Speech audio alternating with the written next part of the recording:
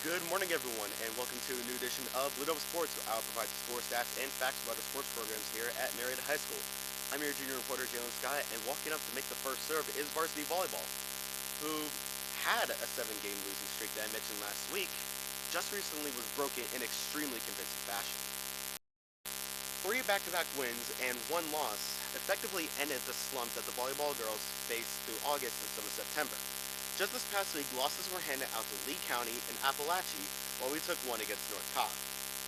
As we round out the end of this volleyball season, 5 games remain. Starting tomorrow, we go against Calhoun opponents Sonoraville, then Alatuna at their home court, and then Hillgrove is next at home on the 24th. Moving on over to the fields of varsity softball, only 1 game has been played in the past week. So we'll take an in-depth look at last Tuesday's home game against North Paulding. Things didn't go so well for the Blue Devils on that Tuesday night, losing 17-1 against the Wolfpack. As a matter of fact, the game was over by the 4th inning. Ouch. While some players got perfect fielding averages and Michaela Walker struck out 4 batters, it wasn't enough to stop North Paulding from scoring 17 runs against us.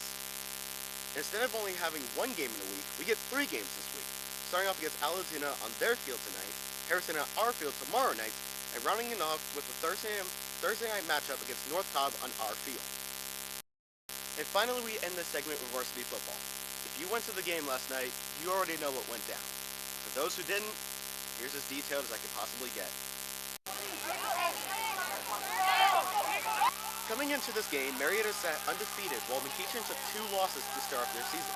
Being at the historic Cantrell Stadium under the Friday night lights, the Indians were trying to avoid going 0-3 while Marietta wanted to keep their fire going after winning against Wheeler.